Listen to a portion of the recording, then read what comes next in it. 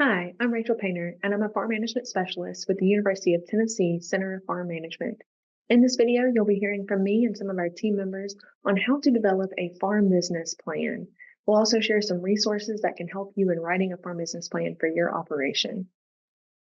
Before we begin, let's share a little bit about our center and how we can help you. Our team helps put on some different programs as well as our extension and teaching faculty at the University of Tennessee Ag and Resource Economics Department. And within our programs, we have UT Farming Fundamentals, the Tennessee Master Farm Manager Program, as well as income tax seminars and farm transition planning. We also have a ton of different publications and resources on our website, and you can find more information at manage.tennessee.edu. To begin with, our farm management program has managed specialists spread throughout the state ready to help you manage your operation. So how do we do that? We come alongside you and we come to your farm, meet with you and your family to discuss your financial situation as we are right now, as well as how to plan for the future. So we can help you understand your strengths and weaknesses as it comes in farm management, so managing your operation from a business standpoint, as well as from a financial situation as well. We can help you run different financial scenarios and help you develop your farm business plan to help you plan for the future. We also offer the Farming Fundamentals program, so you can find more information about that at farmingfundamentals.tennessee.edu. This is a complete online program, and you can log in and take sessions on financial statements, taxes, farming foundations, business actions, as well as some different programs on specific types of ag operations, including livestock, specialty crops, value added, and row crops. And we are continually adding videos to this training. So go and check out more information, again, farmingfundamentals.tennessee.edu. This is typically for those that are new to farming, so new and beginning farmers typically take this program first, and that helps you just understand the basics so that you can go beyond that into our next program, which is Master Farm Manager. So the Tennessee Master Farm Manager program is for those that have already taken farming fundamentals or maybe aren't new to agriculture or managing an operation, but are trying to just improve on how to manage your farm. And this is offered both online and in person. So you can find more information at masterfarmmanager.tennessee.edu. And you can check that often to learn more about upcoming online opportunities. And please get in contact with your local county extension agent to learn more about in-person training opportunities, including Master Farm Manager, but other programs as well. In Master Farm Manager, we have a ton of different topics that we kind of go through to help you manage your farm. Typically, those include developing a business plan, so this presentation right here, as well as budgeting, financial statements, borrowing and lending, transition planning, lease agreements, and tax planning. Again, we change those up, and in-person opportunities might have some different ones than are offered on the online training as well. So you can find more, again, by contacting your local county extension agent, as well as visiting masterfarmmanager.tennessee.edu. This presentation is available online, of course, in this video format that you're watching now, but also you can reach these slides if you would like them online at tiny.utk.edu/plan presentations. You can scan that QR code there or visit that link and find these slides if you'd like to print them out and take some notes as we're teaching today. That's perfectly fine. You can also contact any of us, contact your local county extension agent or your farm management specialist for your area to find out more about how we can help you in this process. A team of our farm management specialists will be teaching this session here today, and first we'll kick it off with Erin Bell, and she'll be sharing some of those resources as well as how to get started on the first parts of your farm business plan. Hey guys, my name is Erin Bell. I'm part of the Manage team, and I'm excited to talk with you all about just an overview of what business plans are, why they're so important. We'll discuss some great tools you can use that will help you write them, and then we'll dive into details on a couple of parts of the business plan. Before we start getting into details, I do want us to talk about what the benefits are of writing a business plan, just to help encourage you that it's well worth the time to write one of your own. We don't have all of the benefits listed out here, but we did want to highlight some of the main reasons. First, it's going to stimulate thinking and start a conversation. Now, I know that sounds super simple, but honestly, many of us have all of these wonderful ideas, but we never write them down or fully think them through. A business plan forces you to think more deeply into those ideas and triggers conversations you need to have, either with stakeholders or family members, or even possible partners. In short terms, it just gets the ball rolling. And sometimes the hardest part is just starting. It's also going to help you form a better understanding of the type of business you're walking into. When you stop to research competitors or the market, it really helps you understand what you're providing and see if there is space in the market for that item. Your plan will also serve as a reference point and a resource, regardless of who you're talking to, whether it's a bank or a grant, a potential investor. Your business plan can help you answer some of those tough questions you may not be able to answer just right off the top of your head. It's just something great that you can go back and refer to. This is not always the most fun benefit, but a business plan is also going to help you identify your business's strengths and weaknesses. It's very easy for us to focus on our strengths and building on those. It's a little uncomfortable when we have to look at our blind spots and where we may be struggling. But we really are only as strong as our weakest link. So being able to identify that link and focus on improving it will improve the business as a whole. It's also going to provide us with benchmarks, so give us goals and then measure how we reach those goals. And from there, then determine if we need to relook at things.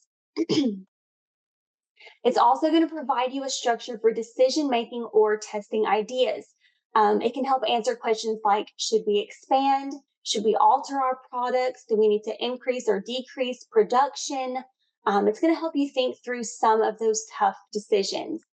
And then honestly, the top benefit for me is this next one, the fact that it's going to help you clarify and prioritize your goals. So we work with a lot of beginning farmers, and it's very easy for us to get distracted and go down rabbit holes. I do it personally. And unfortunately, distractions are the number one reason things never get accomplished. So having those designated goals and priorities where you can ask, is what I'm chasing getting me closer to my actual destination or farther away is priceless. It's just really going to help you focus and stay on track. And then the last one is it's going to help you identify stakeholder talent. So think along the lines of human capital, partners, family, people who have invested. It's not always about the money. It can also be about their talents, their time, knowledge, connections they may have, and other resources they bring to the table. So I know this was a lot of reasons to go through, but I always like to establish a solid why. So hopefully that's encouraged you. So let's start with the basics of what a business plan is.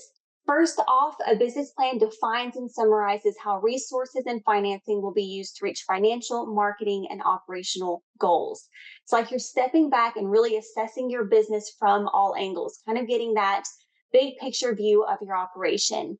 In a business plan, and you can see I've got the different parts broken out to the right, you'll discuss everything from the products and services you provide, the customer base that you target, how you make your products visible to those customers. You'll also dive deep into the finances of your business and future plans of your operation. Something else we always like to note is that your business plan is not going to be a stagnant document. So if it's something that's left on a shelf, it's not really helping you as it should be. So keep in mind that your plan will change and evolve over time as your farm and your business changes and evolves over time. Another misconception is many people think it's only about the finances. Are finances a huge part of a business plan? Absolutely. But it is by far not the only important piece. You'll also dive deep into the management structure of your business, the marketing, and the production side. So one way to think of it is if you want the financial plan for your business to be strong, you need all the other parts of the business plan to back up and support that financial plan. So hopefully through these videos, we'll help you do just that. So before we start talking about these different parts of a business plan, I do want to go over a couple of tools that will help you through this process because it can be a little intimidating if it's your first time trying to write a plan of your own. So the first tool I want to introduce you to is called AgPlan. So AgPlan is a free online business plan building resource that was developed by the University of Minnesota. This website gives you the ability to create as many plans as you would like. You can also share your plan with reviewers who can view, edit, or comment, which is great if someone is helping you write your plan. I use AgPlan personally and use it with other producers, so I can definitely say it's a wonderful tool. My favorite part of AgPlan is that it provides tips, resources, and samples for each part of the plan, which is a wonderful tool if you're brand new to writing them. It also gives you the ability to add attachments such as spreadsheets, pictures, and building plans. So if you have one of us on the Manage team help create a budget, you can then upload that budget as an attachment. So it's very flexible and very user-friendly. The website is simple. It's agplan.umn.edu. I highly recommend you utilize this resource. Like I said, it's free, and it really just helps you write your plan and guide you through that. So the next tool I want to show you is our wonderful business plan guide that was created by Les and Rachel on our team. You'll actually get to hear from them later on, but they really did an incredible job creating an outline and a framework for writing business plans. So this series consists of 4 publications. The first is the main template you can use to write your business plan. So I've got a picture of the front of the template here. So you'll see summaries of what each section should be and space for you to then write them out. It's also laid out in a PDF, so if you want to just pull it up on your computer and type it in there, you can absolutely do that. So this pub is followed then by 3 other publications that map out and explain in detail how to write your business description, marketing plan, and financial plan. So as you're going through the template, you can reference the other publications to remind you of what you need to cover. You can find these pubs online. We also have the link here. These are short, they're concise, and they're just a great outline for you to use. The last tool, or more like my last bit of advice when you're going through the business plan writing process, is to go ahead and create 3 versions of that plan. And before you think, that's way too much, don't worry. Each version is just you editing out things to make your plan smaller. So you're not actually having to do a whole lot more work. So the first one to start with is going to be your in-depth version. This is going to be your detailed plan. It will be the longest version. This is the one you personally will refer to, and it will contain all the details. This one will be more for your eyes only, or someone who possibly needs to see the full plan, but think of it more as your personal version. The next version will be your turn-in one. This one will roughly be 3 to 5 pages long. It will be concise with no fluff. You're only going to put what's needed in here. So this is the one you're going to turn into lenders and grants that you're trying for. You're really just taking some of the personal and unnecessary details for others out that they may not need. The last version is going to be your 1-page overview, or as I like to call it, your elevator speech. This is going to be your executive summary, something you can pitch quickly and in a way people can understand. And the executive summary is actually part 1 of your business plan. So we will go ahead and dive right into that. So the first section of your business plan is going to be your executive summary. Now, yes, it's the first part in your plan, but you will not write this until all of the other parts are finished. And the reasoning behind this is that you can't write your executive summary until you've thought through the entire plan. I have seen people try to write their executive summary first. I do not suggest it because you end up just writing your whole plan in the executive summary. So do you try to save this piece for writing last? So what is an executive summary? Well, it's a brief description of your overall plan. So it's going to be the most important part because for many people, this is the only part that will actually be read. So if you turn it into a bank, a grant, a possible investor, and they don't like the executive summary, they're probably not going to take the time to read the rest of your plan. So you really want to make a good impression right out of the gate with this. I always like to use the example of Shark Tank because I feel like this is the best way to illustrate this. I like to look at executive summary as your 5 minutes that you get in front of these guys. It's quick, it's concise, it's clear, and you want it to look good. There's really no fluff. You're just getting straight to the point and hitting them with a lot of data. So in this part, you're going to include your name, location, ownership, products and services you provide. You'll give them your concise mission statement. You'll define the purpose of your operation and the consumer need it's filling, and then you're going to show goals and plans for the next 3 to 5 years. You will then end with any capital requests that you have. So make sure you focus on keeping your audience's attention with this part. Don't get lost in the details. Create a nice short summary that gives a good overview of your business and what you need. Make sure to keep it to the point. I really like to see executive summaries only about a page long. That's kind of, people can read a page. They like about that size. So make sure that you don't have a 10-page executive summary. You want to keep it short.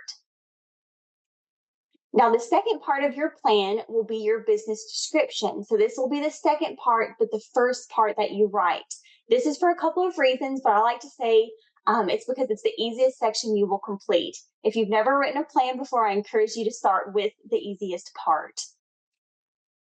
The business description is going to be an overview of the current operation and ownership structure. It's really going to paint a picture of the resources available to you and the resources needed that you may not have. The goal of your business description is going to be to help your audience visualize the operation as it was, as it is, and where you hope to take it. So think past, present, and future vision of your business. That's really what you're trying to paint here. So to the right, we have the subcomponents of your business description. You'll break each of these parts out and then combine them to complete your entire description. It includes a business overview, the history of your business, the location, facilities, and the structure your business follows. So we're going to look at each of the subcomponents separately, starting with the business overview. So in this section, you're going to identify the purpose of your operation. Think, why is your business relevant and what purpose does it serve? You're also going to describe the products or services that you provide in detail. Think, what are you offering? You will also lay out the size and scope of your business. The size has to do with how large your business is, so things like resources available and employee number. And your scope has to do with the markets you serve, your products, and your physical location. So think area when you think of scope. You're also going to discuss the economic impact you have within the community. This can be a very important part, especially if you're applying for grants. So think, how does your business better the community around you? For example, are you going to be providing job opportunities? Are you providing a product consumers wouldn't normally have access to? Are other producers going to benefit from your growth? So in general, just think about how you're impacting that immediate community around you. The next part is going to be the history of your business. Now, this can be long or short depending on how long you've been in business for. So don't feel bad if you don't have a lot that can go in here. This part is used to share an overview of who has owned and managed the operation and for how long. You'll discuss how the business started and how it has changed over time. Again, think size, scope, and profitability. If your business is new, you obviously won't have a business history. However, as a person, you have a history, and so do your partners and stakeholders. So for this section, if you have no business history, you would describe the background of the owners and how that experience will be an asset to the operation. Don't downplay the experiences and knowledge you're bringing into the business because those things are very important. You can also talk about what inspired you to start the business and what made you or what led you in creating the products that you have. Next, you're going to describe the location of your business and your products. You're going to do this a few different ways. First, if you're selling from the farm, you'll need to discuss the physical location of your business. You will then discuss the pros and cons of this location from a consumer's viewpoint. You'll also need to discuss how you've made your farm more visible to the consumer. Think, how do they find you? And that could be something as simple as signage that you've put out so they can find you. Now, not all of us sell directly on the farm. You'll then need to repeat the process I just talked about for any location your products are sold at. So describe all ways that consumers get access to your items. Some examples of this are farmers markets, pickup sites, retail stores, online orders, delivery, and CSA. So any method that you use. Just like with selling on farm, talk about the pros and cons of each of these locations from a consumer's viewpoint. You will also discuss the cost and ease of transportation for yourself. And some people have a hard time understanding this. We don't mind thinking about the consumer's perspective, but we have a hard time thinking about our own. So this not only has to do with getting your products to where they need to go, but also the supplies and inputs that you need. How easily can you get those items with your location? So this will really help you think about good locations for both you and the customer. That way you aren't chasing customers all over the place, burning gas at no benefit to you. So with location, you're looking at it from two perspectives, you as a business and then your customer. So just make sure that you approach it from both of those sides. Next, you're going to give an overview of your facilities, things like your land, buildings, and equipment. For each of these, you will include details like size, type, quality, and condition of those items. If you think about it, if you've got a tractor that may be on its last leg, you want to make sure you keep up with that so you know when it's time or when you know that next investment of a new tractor needs to go in. So it's really important to keep up with those things here. This is where you will start discussing some needs you may have, such as possible new equipment, new infrastructures that you need to expand. If that is the case, make sure you describe the investment needed to obtain those items in this section. You'll also include all permits and licenses utilized to meet state and local regulations. A good example of this, it could be a food retail license, possibly a commercial kitchen that you've put in, a TDA retail meat permit, things like that. You can list those here. Make sure any expansion plans that you have put in this section because this is where that investment discussion starts to happen if one is needed. So the last part of the business description is the business structure. So this has nothing to do with the physical structure like we just discussed. This has to do with the legal entity structure of your business. So here is where you will identify what entity you operate under. Are you a partnership, a sole proprietorship, S Corp, corporation, or LLC? Now, some farms do operate different enterprises under different structures. Just make sure to describe each if that's the case for you. For example, there are some, let's say you're a cow-calf operation, but you also do pumpkins and agritourism on another part of your farm. I've seen some producers, they run the cow-calf operation under a sole proprietorship and the agritourism under LLC due to the liability implications with having people on the property. So if you're in a situation like that, just make sure to list out each of the different entities and kind of what they cover. We also suggest for you to speak, do your research, but then speak with an attorney or a CPA if you're still trying to decide which entity best fits your needs. Here, you're also going to describe the managerial structure of your business. So don't overthink this part. If you're a family operated business, you'll simply list out everyone's roles. If you have hired employees, you will write out roles and responsibilities of each employee and how the managerial structure is laid out. So think more of how your business is managed, and that will fall into this section. Okay, so we have covered everything you need to go into your business description. We do have listed here some optional things you could include if you wanted to. Some people like to attach resumes of their partners. Others like to include backup plans in case of emergency, such as maybe major equipment goes down, a main partner is out for medical reasons, possibly a severe weather event. So those emergency plans can be added to your description, and that would be more for your personal use. Another thing you can discuss here are any regulations or licensing barriers that you're struggling with or trying to achieve. If you're trying to get organic certified or trying to get a dairy license, you can put those in here because those may take some time. But I hope you all feel comfortable with your description. And next, I believe you'll get into details on your marketing plan. Again, I'm Rachel, and the next section of your farm business plan is your marketing plan. This is the third section of your business plan, and it has three main parts that you'll want to include. First, you'll start off with a market analysis, followed by understanding who your target market is and analyzing who your audience is. And finally, you'll end your marketing plan with your marketing mix, or how you plan to actually meet your target audience and how you plan to sell your product. So in a market analysis, what does that include? First, analyzing the market includes an overview of the market itself. So what is current supply and demand for the product or service that you plan to offer? What is that in our state, in our nation? And are there any market gaps that you hope to fill? So you would want to analyze any trends within the market. So that simply means, are people starting to enter or exit this market? Are we seeing trends towards certain types of production strategies or marketing strategies within this market? Are people really tending towards wanting a certain organic or maybe conventional method of producing this product? Are they searching out local? What does local mean to them?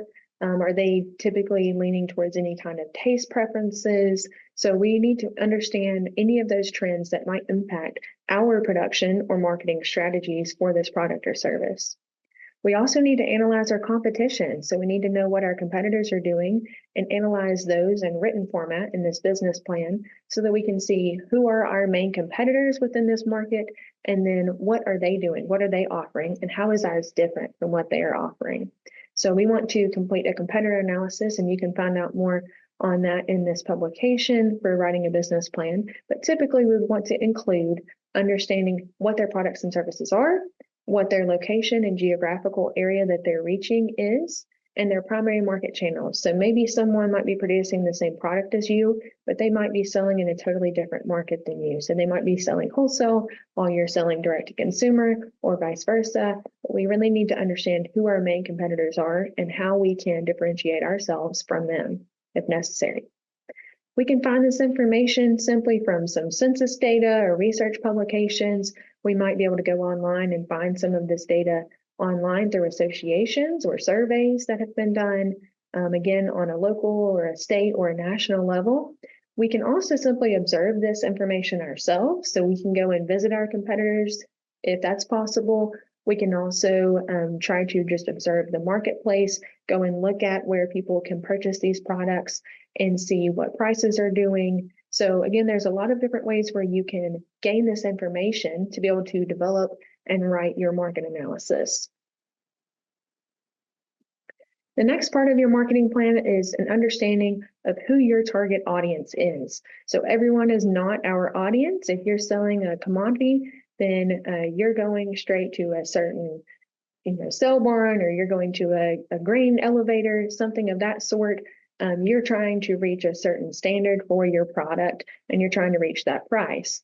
If you are trying to sell direct to consumer, again, everyone is still not your audience. We need to understand who our customer is, what they are seeking and what they need from us, and how we can reach or meet those needs as best as possible.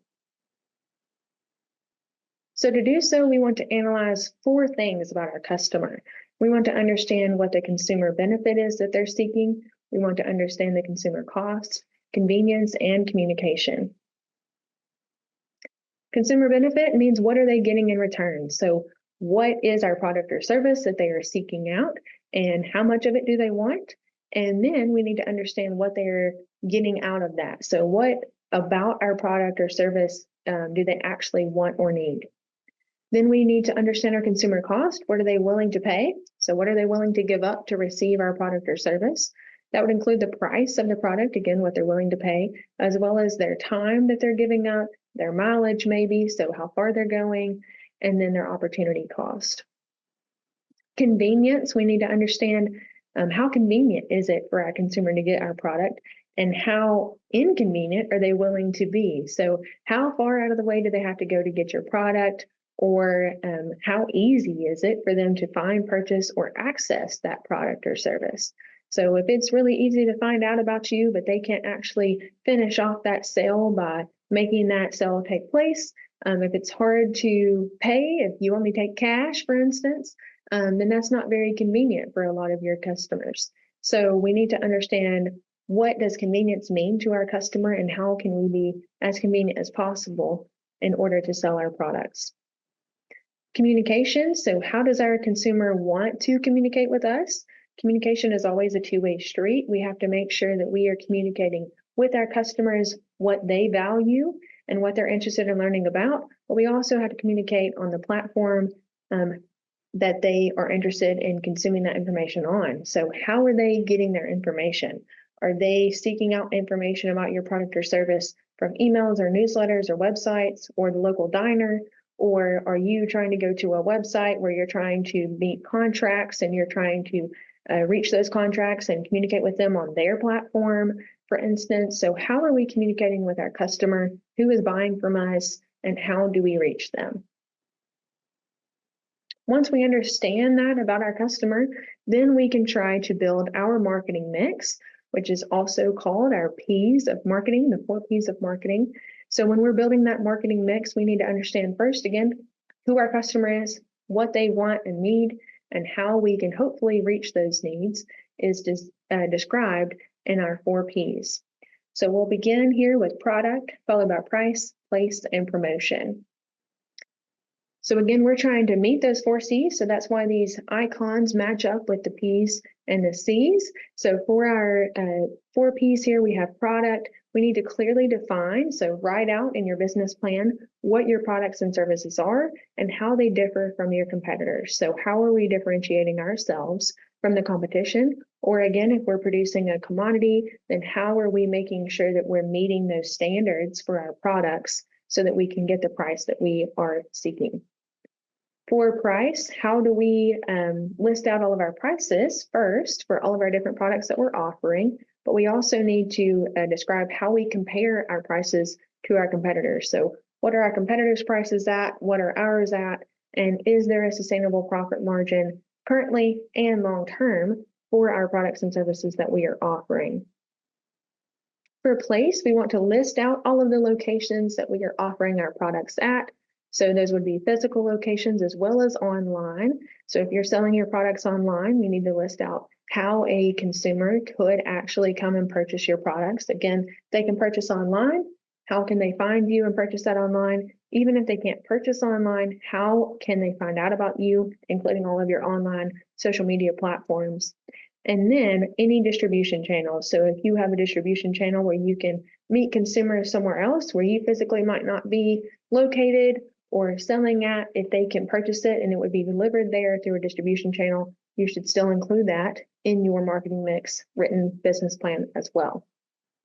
For promotion, we want to describe any strategies that we have to first establish new customers as well as encouraging return customers. So we truly do want to encourage return customers, or how do we build those relationships with those long-term, larger buyers that we can make sure that we are continually promoting our products to them. So how are we actually promoting our products and services?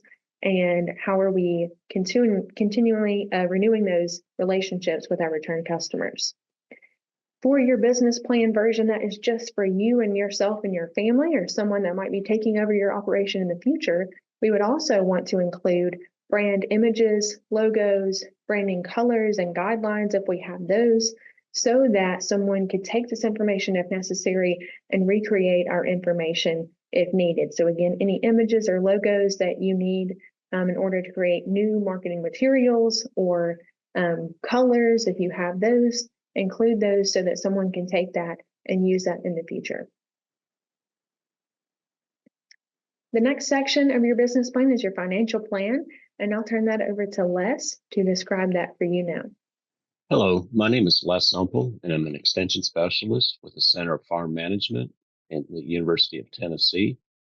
I'm based in Murray County, covering South Central Tennessee, and I work in the area of farm and financial management, working not only with full-time farms, but part-time, and also those that want to add value-added enterprises to their operation. By now, you've discussed how to write a business plan. The components covered so far were the business description and marketing plan. And one of the final steps is putting together a comprehensive financial plan for your operation. You know, for many, the financial plan is the most important part of the business plan. The components provide the opportunity to evaluate and communicate with current financial resources of the operation and the ability to withstand volatility in the marketplace. Financial plan will also include any funding requests and sources sought to obtain such funds. So when we're talking about the financial plan, we want to look at different components such as the financial position that you have, historical performances, financial projections, and also capital requests. As your business, as you develop this going forward to build it, give you a better understanding of what you want to do today and in the future, and to be able to share this with employees, relatives, outside investors, and also as you're looking for any grant funding request. So the first part of that financial plan is the financial position. And but what we mean by that is, that a stamp in time of what your net worth is. What is your financial position? Oftentimes we'll utilize a balance sheet, and the balance sheet is composed of assets and liabilities to determine the owner's equity and net worth. And we break this down into components of current assets, such as cash or livestock on hand to sell or grain in the bin. Those assets that would be, say, within 1 year of turning into cash.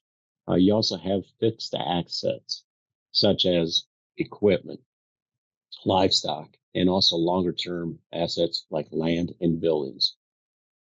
On the flip side, it's going to be that liabilities. So what do you owe? What do you owe, say, the co-op or the bank, or the interest on your loans? And we break that down as well as short-term and also long-term liabilities. Short-term would be, again, what you owe to the co-op or what needs to be paid off within the next year.